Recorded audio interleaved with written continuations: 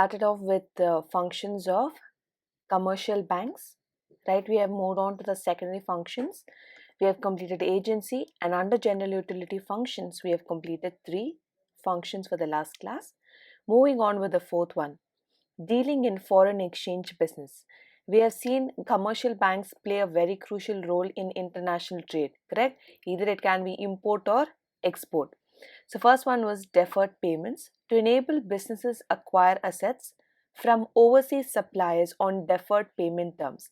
Deferred payment means later payment. Okay, so you're importing the good now or you're exporting the good now, but you're receiving the cash or you're paying the cash after a short period of time. Is that clear? That is called as deferred payments. So how is the other person trusting or guaranteeing that you are going to pay back to him? Commercial bank is standing as a guarantee here. Got it? Deferred payment. Export finance. Banks grant both pre and post shipment at concessional rate of interest. Post shipment bill discounting facility is available. Now, in case you as an Indian want to export goods and services to the other country, then banks are going to grant you pre and post shipment. Okay, now to ship prior and post shipment, there's going to be a lot of finance required, maybe travel, transport, shipping charges or octroi charges. We have heard of these charges, right? All these charges or amount of funds required by the exporter are taken care by the banks by providing what? Loans or providing funds at a concessional rate of interest. The same rate of interest within a city, what bank offers to a businessman, it won't be offering the same rate of interest. Because why? We need more of Indian products going abroad, right? Export must be higher than the import for any country for that matter. Why? Because our cash inflow is going to be increasing rather than cash outflow. Because when we export, we receive money. When we import, we pay money. Okay, so we want to receive more money and pay lesser money.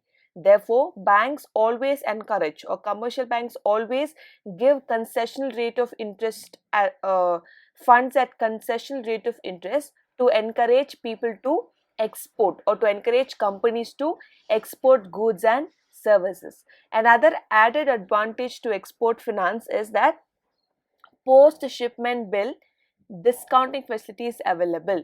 So whatever the post shipment bills are available, okay, that the other person has to pay you because you are an exporter, that bills you can, maybe you might be receiving that money after 4 months, after 5 months probably, because the bill due date or maturity date is so.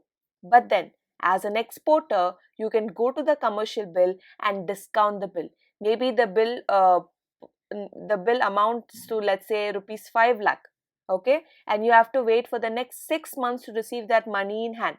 Instead, what you can do, post the shipment bills, discounting facility is available. So you go to the bank, present the bill of exchange, and then take the entire 5 lakhs, maybe a little bit percentage, maybe 2 or 3% of commission charges. Bank may cut it from 5 lakh, and the remaining money you can receive it right within a week, probably, whenever you're going to present it. So basically, whenever the bill has to mature, even before that, you have the facility to go to commercial bill and encash the bill. So that is one of the major advantage for the exporters. Import packing facility. Facilities extended to the first class customers as their imported goods at related trust. Now, if you are an importer, we saw how if an Indian person is an exporter, now here as a importer. Now, importing facilities or packing facilities, some of them wouldn't or they would refuse to pack your goods which they have to ship to India, because on the doubt that whether the person is going to pay back the amount or no, they need some kind of guarantee, security. Yes, I will receive the payment, so I can ship the goods now or pack the goods now, right? Now that would be a doubt on the other side of the exporter from the other country. So using commercial bank as a security or as a guarantee that import packing facility is also available. So that because you're taking time to repay the goods for which you have imported, bank stands as a guarantee or as a security, and they will start the imported goods packing facility. Next, forward contracts. I've just told about this in terms of financial instruments. If I don't know if you remember about derivatives. Okay, derivatives are mostly meant when you're trading, having an international trade, or you're trading with currencies which are apart from your Indian currency. Why? To avoid future fluctuations or risk which is arising in the changes in currency rate. How is this derivatives or forward contracts helping you? It will avoid the loss arising in the future. Now, if you are trying to have a business contract or trying to export goods to USA, okay, there is a person that rupee value changes every day, correct? Rupee value against dollar keeps fluctuating every single day. Some days it might increase, some days it might decrease. Now let's say currently there is uh, $1 equals to 65 Indian rupees. For an example, $1 equals to 65 Indian rupees. Now in another next week, okay, by next Wednesday, let's say the rupees has increased to 60. Even if the price from 65 to 60 it is falling, that means our price rupee value is increasing. Got it? So when it is falling down to 60 rupees, then that 5 rupees is my amount of money that I can save. Is that clear? Let's say my payment to that USA exporter is, let's say, 1 lakh rupees. So in that 1 lakh, if 5 rupees is reducing per unit of good that I'm importing, imagine how much more money can I save. For me, it is saving, but for the other person who has to receive money, for them it is a loss. Correct? For me, it is saving, it is beneficial, but for them it is a loss. On the other side, let's say if I am exporting and they have to pay me, same thing from 65, if it drops down to 60, they will have to pay me lesser amount of money. So I will be losing 5 rupees of bracket of profit over there. You got the difference over here? Rupee value changing and how it's going to affect in terms of receiving or paying of money. Now here what our forward contracts are. It is a contract where exporter and importer priorly agree upon the conditions, such as what is the amount of what is the goods that you're going to export or import, how many, what is the quantity of goods, at what price are you selling, on which date do you want to execute the contract. These are the four main essentials that the exporter and the importer both agree it much ahead with between the executed date. Okay, let's say they want to execute it on December 15th, this particular contract, but right now I'm entering into the contract or agreement, so I make a forward contract. So some banks enter into a forward contract with importers or exporters for the sale of foreign exchange at a fixed rate to avoid fluctuation in the rates. So whatever my rupee value is on December 15th, okay, it might increase, it might decrease, I'm not bothered. But today whatever the currency rate is right now, I'm deciding to sell it or purchase a certain good on today's currency price. Is that clear? Because on December 15, rupee value may increase, he is going to be benefited and I have to pay extra. If rupee values decrease, I might pay less and he might receive, and he might face a loss, that is the exporter. So in order to avoid all these fluctuations, banks on behalf of exporter or importer enter into forward contracts where all the terms and conditions of the trade are priorly agreed upon and it will be executed only on those given conditions. Hope you've understood what is the forward contract and what is the significance of forward contract. Next, banks get trade information and pass on to suppliers pass on to the inquiries to the importers and exporters. They also initiate trade inquiries on behalf of customers to locate suitable buyers for their products abroad. Now here, because banks are situated every other country, be it a rural area, be it a urban area, be it countries across, etc., we always have banks established. And because banks are frequently involved into international trade and assisting the importers and exporters, banks will always have a first-hand information. Okay, they get trade information.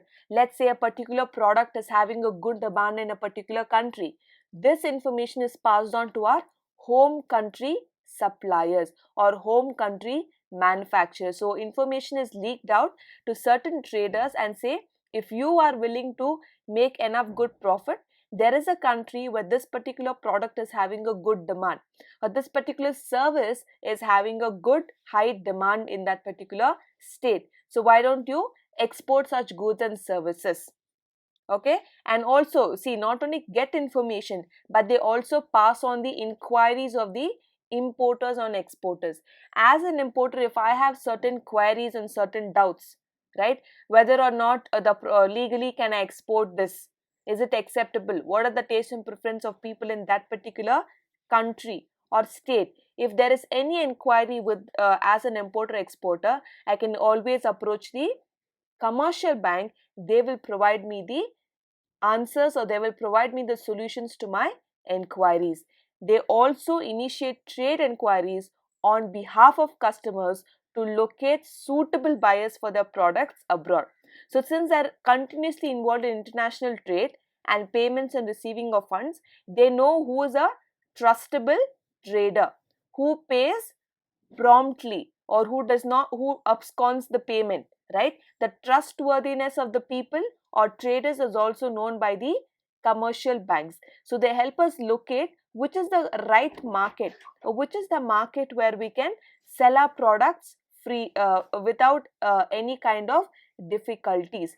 Either it can mean payment, either let's say I have to export certain goods. What if they give me a low quality goods? Correct? If this is my inquiry, or this is my doubt, then I can go to the bank. Bank will give me proper details. Yes, this particular market always gives a low quality goods. So you can opt for another country's market where they give high quality goods. Is that clear? So that is called as banks getting information and also pass on the inquiries to the importers as well as the exporters.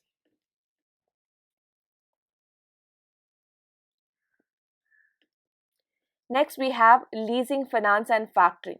In first chapter, when we learned about the heading of financial services, have you come across these topics? Leasing, factoring, correct? So those are the things we're going to study here, but through the commercial bank. What is leasing finance? Lease is a method of financing equipment and machinery. It is a mechanism by which a person acquires the use of an asset by paying a predetermined amount periodically over a period of time. So we know, when does a person or a company opt for leasing? When they do not have sufficient funds to purchase or own the asset or equipment. Instead, what they do? They lease out the equipment. So they take the equipment or an asset on lease. So they pay a periodical sum of amount to the owner of the asset for, let's say, 3 years or 5 years, whatever the agreement in the lease is. Is that clear? So that through whom? Through the commercial bank. Next, we have factoring. Now, as we told, what is bill discounting? Even before the bill matures, I'm going to go to the bank and discount the bill. Now here, what is factoring? There is an organization called as a factor, where they discount the entire bills receivable of a particular given company. They check their balance sheet and they see on the asset side, on the current asset side, bills receivable, a huge sum of money.